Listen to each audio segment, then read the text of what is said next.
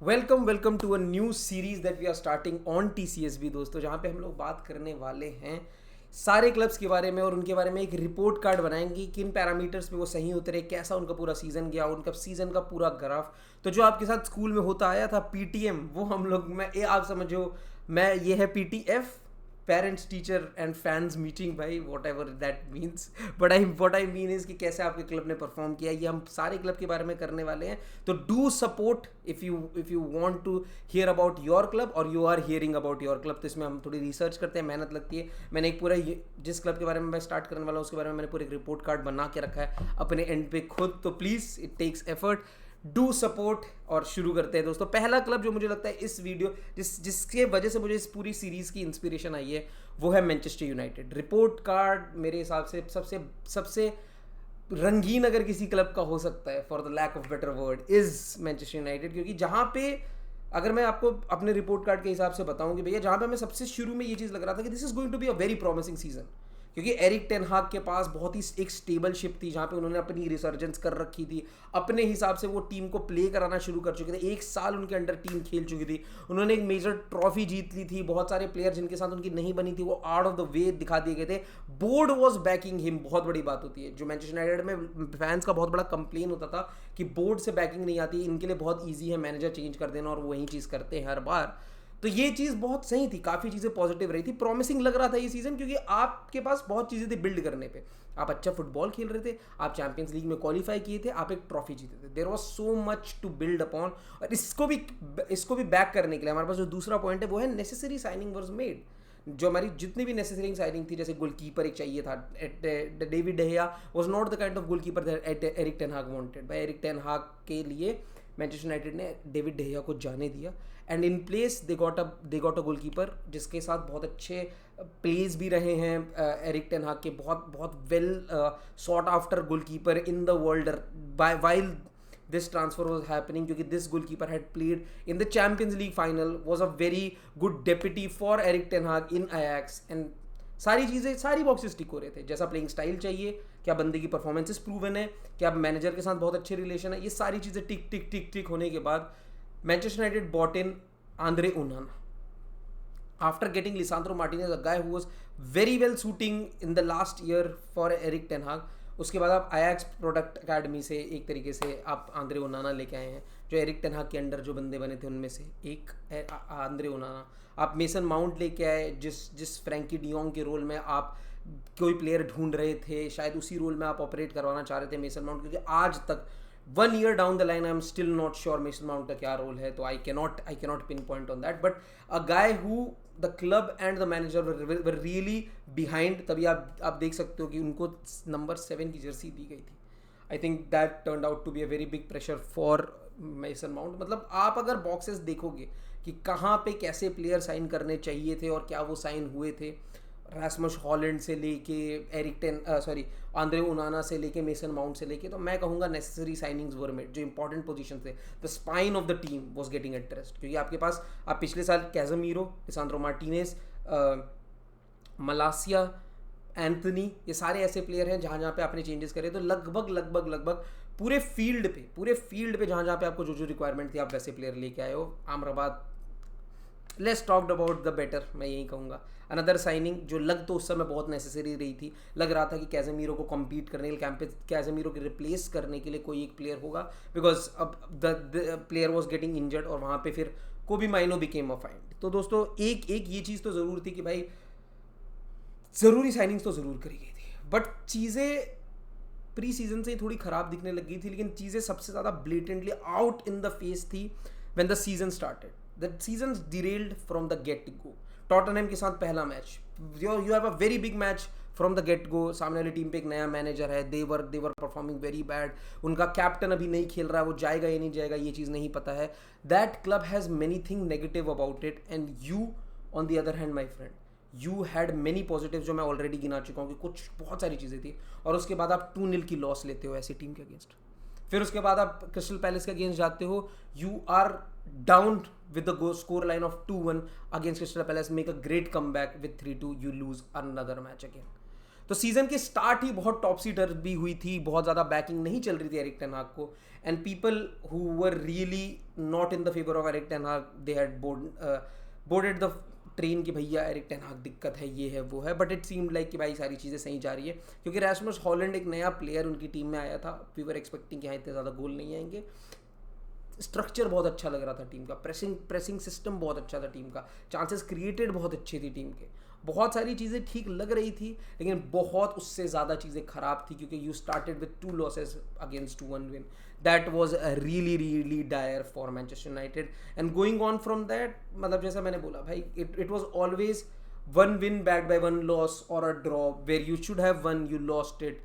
मतलब अभी जो ये हम 5-0 क्रिस्टल पैलेस जो हमने अभी देखा है, दैट इज द एपिटोम भाई.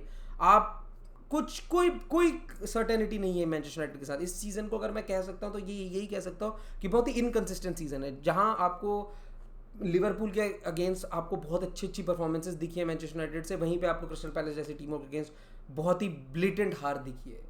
ब्रेंटफोर्ड, लूटन में कितनी ऐसी टीमें हो जो गिना सकता हूँ जिनके against Manchester United were not up to the mark, जहाँ पे हम मैनचेस्टर यूनाइटेड को एक्सपेक्ट करते हैं, जहाँ मैं मैनचेस्टर यूनाइटेड को इस season against under Eric ten Hag second season जो मैनचेस्टर यूनाइटेड का था, उसमें हमारी एक्सपेक्टेशंस बहुत हाई थी मैनचेस्टर यूनाइटेड से, but did they live up to that expectation? No, they did not. और इस वजह से एक जो बहुत बड़ा चीज़ हो जाता है, जो बहुत बड़ा क्वेश्चन आता है, डिड एरिक टेन हाग लूज द ड्रेसिंग रूम? क्योंकि आप जो एक पैटर्न देखोगे, आप जो एक चीज़ देखोगे कि भाई बहुत बड़े बड़े player are underperforming under Eric ten Hag. Andre Onana, a guy who has worked under Eric ten Hag, really bombed in the starting of the season. Casemiro, a star of this game, bombed under Eric Ten Hag. Varane bombed under Eric Ten Hag. There are so many players. भाई मैं कितना, Rashford is very inconsistent. Jadon Sancho bombed under Eric Ten Hag, performing excellently with Dortmund.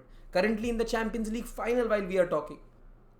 तो ये आपको एक pattern दिख रहा है, कि भाई एरिक टेन हाग के अंडर बहुत सारे ऐसे प्लेयर जो पिछली जगह पे, और ये शायद मैनचेस्टर, इस चीज़ में सिर्फ आप एरिक टेन हाग को ब्लेम नहीं करोगे, इस चीज़ में आप Manchester United as an institution को भी बहुत ब्लेम कर सकते हो कि भैया आपके लिए बहुत सारे ऐसे प्लेयर जो पिछले क्लब में बेहतरीन परफॉर्मेंसेज देते आए हैं, वो उस स्टैंडर्ड पे लिव अप टू क्यों नहीं कर पा रहे हैं? क्या उन्हें फैसिलिटीज़ वैसी नहीं मिल रही है? क्या वो जेल नहीं कर पा रहे हैं आपके सराउंडिंग के साथ? क्यों ऐसा है कि जो प्लेयर बहुत ही फिनोमिनल परफॉर्मर्स हैं अपने पिछले क्लब में, बहुत अच्छे परफॉर्मर्स हैं, या फिर वो आपके क्लब के छोड़ने के बाद ही इतने अच्छे परफॉर्मर्स हो जा रहे हैं, बट आपके क्लब में उनकी परफॉर्मेंसेज ऐसी नहीं आ रही है? Why is that? Under Eric ten Hag it is very prominent. हम देख पा रहे हैं, हम एक ही सीजन में, जेडन सैंचो तो एकदम प्राइम एग्जाम्पल हो सकता है कि भाई जब मैनचेस्टर यूनाइटेड में था, people were criticising, there were so many bad things. आप एंथनी को उसके ऊपर स्टार्ट कराते हो, बहुत चीज़ें करते हो, और वहाँ पे Jadon Sancho is the man of the match, man of the fixture against Paris Saint Germain. The man was untouchable. There was nothing that he did wrong. तो ऐसा क्यों है कि आपके साथ हर एक बड़े प्लेयर का मैं एक रिफ्ट देख रहा हूँ. कोई ना कोई एक हर तीसरे महीने पे एक न्यूज़ आ जाती है कि एरिक टेन हाग के साथ इसका प्रॉब्लम हुआ, उसका प्रॉब्लम हुआ. So hence we ask the question, has Erik ten Hag lost the dressing room? And even more than that, has he lost the board itself? कि भाई बोर्ड की भी उनके पास उतनी बैकिंग नहीं है. और ये सारी बातें, जहाँ हमने आंद्रे ओनाना की बैड परफॉर्मेंसेस की बात करी है, आप शेमलेस परफॉर्मेंसेज रही हैं इस सीज़न, शेमलेस परफॉर्मेंसेज. जहाँ क्रिस्टल पैलेस वाले मैच की तो चलो बात करते ही हैं, हम चैंपियंस लीग में आप देखो भाई, जिसके ऊपर बहुत ज़्यादा दारोमदार था कि इस साल Manchester United will announce themselves कि भाई we are back, we are the Manchester United that everybody knows, we are the Manchester United who was a very big team in this competition. आप ग्रुप स्टेज से सीधा बाहर, you don't even end up in Europa League, you just go out of the game. बहुत हद तक मैं इसमें Eric ten Hag को गाली नहीं दूंगा, उसमें आंद्रे ओनाना की बहुत पर्सनल लेवल पे गलतियाँ हैं, बहुत ही सिंगल प्लेयर मिस्टेक्स हैं. और गोलकीपर एक ऐसा पोजीशन होता है जहाँ पे mistakes, Manuel Neuer was nearly the man of the match against real Madrid in the second leg, और उसके बाद he made one mistake, Bayern Munich were out of the game. So goalkeeper एक ऐसा position जिसमें शायद मैं उसके लिए मैनेजर को इतना ज़्यादा एट फॉल्ट ना लूँ, लेकिन जितने ज़्यादा चांसेस बन रहे थे, जितने ज़्यादा शॉट्स आ रहे थे, वो ज़रूर एक टैक्टिक्स का रीज़न है. जितने ईजिली गोल आ रहा था, जितने 1-1 सिचुएशन बन रहे थे अगेंस्ट मैनचेस्टर यूनाइटेड, क्या वो आप इग्नोर कर सकते हो? नहीं.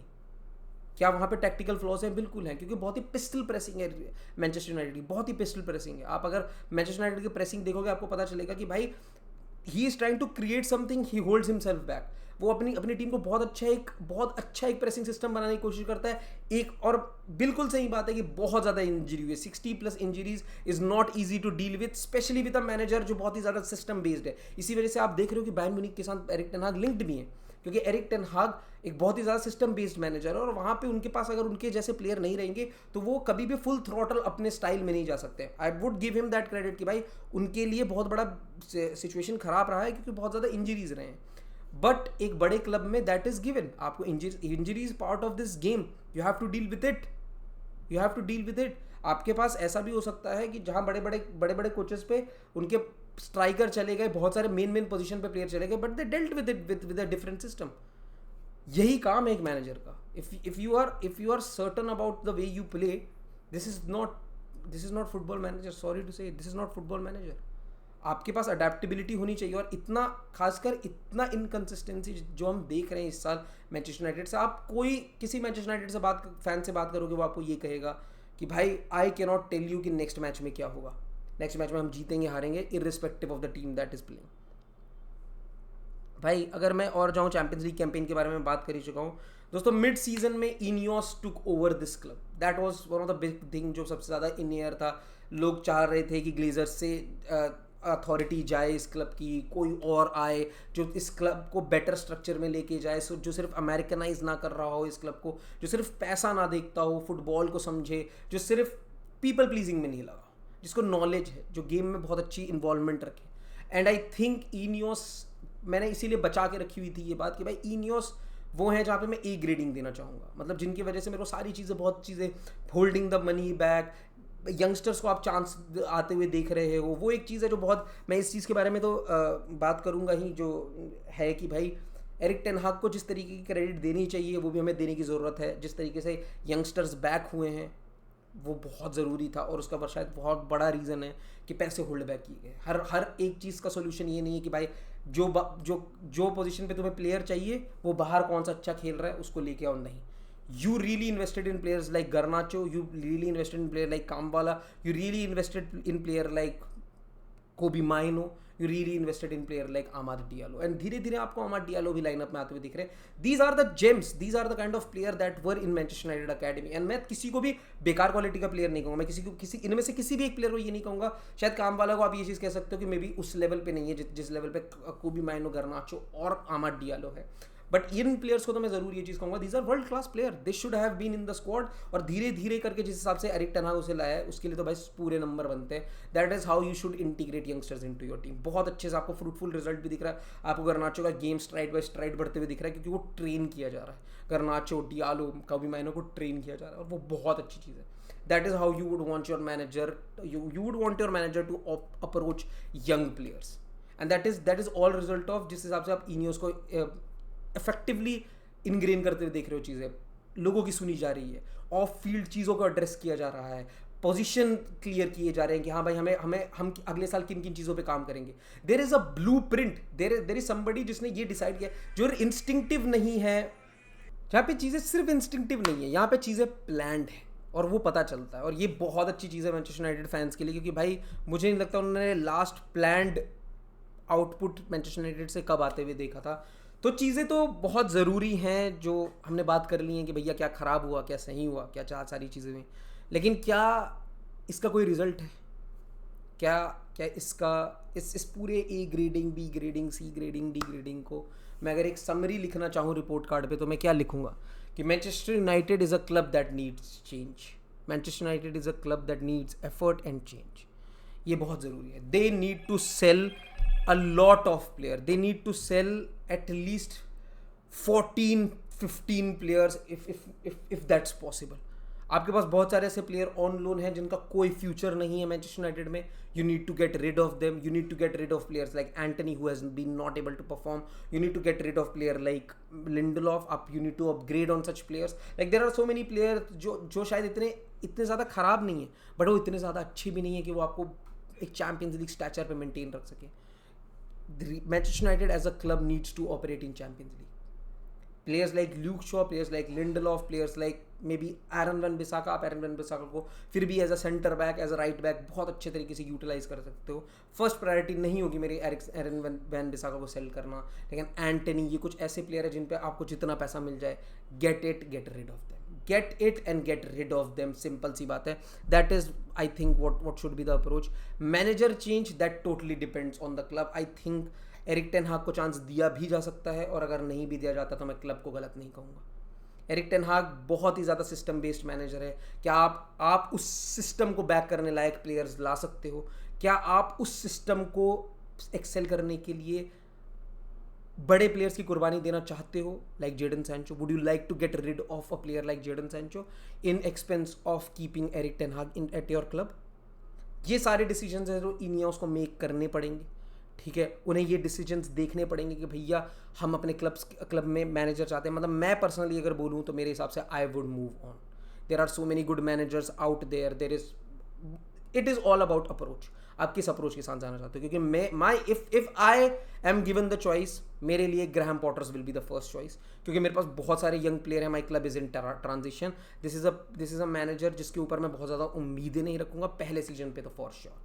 अगर आप एरिक टेन हाग को इस चीज़ पे बैक कर सकते हो कि भैया आप अपना सिस्टम इंस्टिल करो, और वहाँ पे बहुत रिजिडिटी दिखी है आपको कि एक ही तरीके के प्लेयर साइन हो रहे हैं, एक ही जगह से प्लेयर साइन हो रहे हैं, क्या वो कंसिस्टेंसी रहती है ग्राहम पॉटर्स के साथ? नहीं। ग्राहम पॉटर्स एक ऐसा मैनेजर है जो बहुत ज़्यादा स्टैट ड्रिवन है, जो बहुत ज़्यादा गेम ड्रिवन है, जो बहुत ज़्यादा स्काउटिंग में बिलीव करते हैं, और वो वैसे प्लेयर लेके आएंगे जो शायद इस स्टैचर पे डेवलप किए जा सकते हैं। प्लेयर्स लाइक काइसेडो, ऐसे कुछ प्लेयर फाइंड किए जा सकते हैं अंडर ग्राहम पॉटर्स। मतलब it will again be a long term project. आप चेल्सी वाली अगर अप्रोच रखोगे कि एक लॉन्ग टर्म मैनेजर्स को साइन करके शॉर्ट टर्म में सैक कर दोगे, तो फिर उनकी भी रिपोर्ट कार्ड एफ निकलेगी दोस्तों, उनकी भी रिपोर्ट कार्ड एफ निकलेगी। तो आप मुझे बताना दोस्तों, did you like the series? आपको कैसा लगा? काफ़ी लंबी बात हो गई, लेकिन मैनचेस्टर यूनाइटेड की लंबी बात होनी बनती थी। कमेंट करना, आप सारे डिटेल बताना, आपको कौन से प्लेयर चाहिए मैनचेस्टर यूनाइटेड में, उस पर एक अलग वीडियो आएगी। कौन से प्लेयर सेल करने चाहिए वो मुझे ज़रूर कमेंट सेक्शन में बताओ। Let me know if you are in the team stay और आउट एरिक टेन हाग, आप किस टीम में हैं? Do let me know in the comment section. Do like the video. बहुत पढ़ लिख के मैंने ये वीडियो बनाई है, तो प्लीज़ ज़रा मदद कर देना, थोड़ा बैकिंग दे देना, तो मुझे अच्छा लगेगा। मैं और इस सीरीज़ को आगे बढ़ाऊंगा, अलग अलग क्लब के बारे में बात करूंगा। और तब तक के लिए do subscribe, you haven't subscribe to the channel. Bye bye and see you in the next video.